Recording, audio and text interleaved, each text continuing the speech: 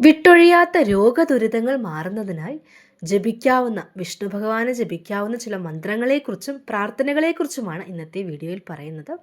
ആദ്യത്തേത് ഭഗവാന്റെ 3 ദിവ്യനാമങ്ങളെക്കുറിച്ചാണ്. ഈ 3 ദിവ്യനാമങ്ങൾ ഒറ്റമൂലി അല്ലെങ്കിൽ സർവ്വരോഗഹരം, സർവാഭിഷ്ടദായകം എന്നെല്ലാം പറയാവുന്ന അത്രയും പ്രധാനപ്പെട്ട 3 നാമങ്ങളാണ്. വിഷ്ണു ഭഗവാനെ സംബന്ധിച്ച് ഏറ്റവും പ്രധാനപ്പെട്ട മന്ത്രങ്ങളിൽ ഒന്നാണ് നാമത്രയ മന്ത്രം. അച്യുതാനന്ദ ഗോവിന്ദ നാമോച്ചാരണ ഭേഷജാത് നശ്യാന്തി സകല രോഗ സത്യം സത്യം വദാമിഹം എന്നാണ് ആചാര്യമതം. അച്യുത, അനന്ത, ഗോവിന്ദ എന്നീ 3 ദിവ്യനാമങ്ങൾ ഒരു മരുന്നാണ് എന്നാണ് പറയപ്പെടുന്നത്. എല്ലാ അസുഖങ്ങളും ഈ നാമോച്ചാരണത്താൽ ഇല്ലാതെയാകുന്നു എന്നതാണ് സത്യം. വേദവ്യാസ മഹർഷിയാണ് ഇതിനെക്കുറിച്ച് പറഞ്ഞിട്ടുള്ളത്. മന്ത്രം ഇതാണ്, നാമത്രയ മന്ത്രം ഇതാണ്: ഓം അച്യുതായ നമ, ഓം അനന്തായ നമ, ഓം ഗോവിന്ദായ നമ. ഈ 3 മന്ത്രങ്ങൾ ചേർന്ന നാമത്രയ മന്ത്രം നിത്യവും 108 തവണ ചൊല്ലുന്നത് സർവ്വരോഗഹരവും സർവാഭിഷ്ടദായകവുമാണ്. ആപദോദ്ധാരണ സ്തോത്രം വ്യക്തമാക്കുന്നത് അച്യുത, അനന്ത, ഗോവിന്ദായ എന്നീ വിഷ്ണു നാമത്രയം ആപത്തുകളിൽ നിന്നും മോചനം നേടാനുള്ള ഒരു ഒറ്റമൂലി എന്ന് തന്നെയാണ് പറയപ്പെടുന്നത്. അതുകൊണ്ട് നിത്യവും ജപിക്കുക ഓം അച്യുതായ നമ, ഓം അനന്തായ നമ, ഓം ഗോവിന്ദായ നമ. ഈ നാമത്രയ മന്ത്രം കഴിയുന്നത്ര തവണ 108 തവണ ജപിക്കുന്നത് അതിശ്രേഷ്ഠമാണ്. കഴിയുന്നത്ര തവണ നിത്യവും രാവിലെ വിളക്ക് കൊളുത്തി രാവിലെയും വൈകിട്ടും ജപിക്കുക. ഭഗവാന്റെ അനുഗ്രഹമുണ്ടാവും. അച്യുതൻ, അനന്തൻ, ഗോവിന്ദൻ എന്നീ 3 നാമങ്ങളും വിഷ്ണു ഭഗവാൻ തന്നെയാണ്. അച്യുതൻ എന്നാൽ നാശമില്ലാത്തവനാണ്, വികാരരഹിതനാണ്. സൃഷ്ടികർത്താവായ ബ്രഹ്മാവ് മുതൽ എല്ലാത്തിനും നാശമുണ്ടെങ്കിലും ദേഹിക്ക് ഒരു സ്ഥിതി വ്യത്യാസവുമില്ല. ശാശ്വതമായത് അച്യുതൻ മാത്രമാണ്. അങ്ങനെയുള്ള അച്യുതനെയാണ് ആദ്യമായിട്ട് വന്ദിക്കുന്നത്. ഓം അച്യുതായ നമ. അടുത്തത് അനന്തനെയാണ് നമിക്കുന്നത്.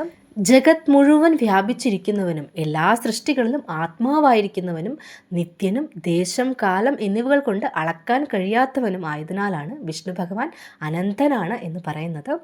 അങ്ങനെയുള്ള അനന്തനെയാണ് അടുത്തത് നമ്മൾ നമിക്കുന്നത്. ഓം അനന്തായ നമ. മൂന്നാമതായി ഓം ഗോവിന്ദായ നമ. ഭൂമിയെ ഉദ്ധരിച്ചവനാണ് ഗോവിന്ദൻ. വാക്കുകളെ രക്ഷിച്ചവനും പശുക്കളെ സംരക്ഷിച്ചവനും വാക്കിന് ശക്തിയായി വർത്തിക്കുന്നവനുമാണ് ഗോവിന്ദൻ. അങ്ങനെയുള്ള വിഷ്ണു ഭഗവാനെ വർണ്ണിക്കുന്ന ഓം അച്യുതായ നമ, ഓം അനന്തായ നമ, ഓം ഗോവിന്ദായ നമ ഈ നാമത്രയ മന്ത്രം സകല രോഗങ്ങളിൽ നിന്നും മുക്തി നേടാൻ നിത്യവും ജപിക്കാവുന്ന ഏറ്റവും ലളിതമായിട്ടുള്ള ഒരു മന്ത്രമാണ്. അടുത്തത് രോഗദുരിതങ്ങളിൽ നിന്നും മുക്തി നേടാൻ ആയുരാരോഗ്യത്തോടെ ജീവിതം നയിക്കുവാനും നിത്യവും ഭഗവാനെ ധന്വന്തരി ഭാവത്തിൽ ഭജിക്കാവുന്നതാണ്. രോഗസംഹാരിയായ ഭഗവാൻ മഹാവിഷ്ണുവിനെയാണ് ധന്വന്തരി രൂപത്തിൽ ധ്യാനിക്കുന്നത്. പാലാഴി മഥനവേളയിൽ അമൃത കുംഭവുമായി ഉയർന്നു വരുന്ന ഭഗവാനാണ് ധന്വന്തരി രൂപത്തിലുള്ള മഹാവിഷ്ണു ഭഗവാൻ. ധന്വന്തരി മന്ത്രം ഓം നമോ ഭഗവതേ വാസുദേവായ ധന്വന്തരയെ അമൃതകലശഹസ്തായ സർവാമയ വിനാശായ ത്രൈലോക്യനാഥായ ഭഗവതേ നമ. ഈ ധന്വന്തരി മന്ത്രം നിത്യവും 11 തവണ അല്ലെങ്കിൽ 21 തവണ ജപിക്കുന്നത് എല്ലാ രോഗങ്ങളും മാറുന്നതിന് ഉത്തമമായിട്ടുള്ള ഒരു മന്ത്രമാണ്. ആയുരാരോഗ്യ സൗഖ്യത്തിനായി മേൽപ്പത്തൂർ നാരായണ ഭട്ടതിരിപ്പാട് 100 ദശകങ്ങളിലായി ഭഗവാന് സമർപ്പിച്ച നാരായണീയം പാരായണം ചെയ്യുന്നതും ഉത്തമമാണ്. രോഗമുക്തിക്ക് വേണ്ടിയുള്ള പ്രാർത്ഥനകളാണ് നാരായണത്തിലുടനീളം നിറഞ്ഞു നിൽക്കുന്നത്. നാരായണീയത്തിൽ പ്രാർത്ഥനാ ശ്ലോകങ്ങളിൽ ഏറെ പ്രാധാന്യമുള്ളതാണ് ദശകം 8 ശ്ലോകം 13. ഇത് നിത്യവും ജപിക്കുന്നത് എല്ലാ രോഗങ്ങളിൽ നിന്നും മുക്തി നേടാൻ ഏറ്റവും ഉത്തമമാണ്. നാരായണീയത്തിലെ ദശകം 8 ശ്ലോകം 13 ഇവിടെ എഴുതി കൊടുത്തിട്ടുണ്ട്. അസ്മിൻ പരാത്മിൻ നനു പാത്മകൽപ്പേ ത്വമിത്തമുത്താപിത പത്മയോനി അനന്തഭൂമാ മമ രോഗരാശി നിരുന്തിവാതാലയ വാസവിഷ്ണു. ഏറ്റവും പ്രധാനപ്പെട്ട ഒരു ശ്ലോകമാണ്. ഈ ശ്ലോകം നിത്യവും ജപിക്കുന്നത് രോഗങ്ങളിൽ നിന്നുള്ള മുക്തിക്ക് ഏറ്റവും ഉത്തമമായിട്ടുള്ള ഒരു പരിഹാരമാണ്.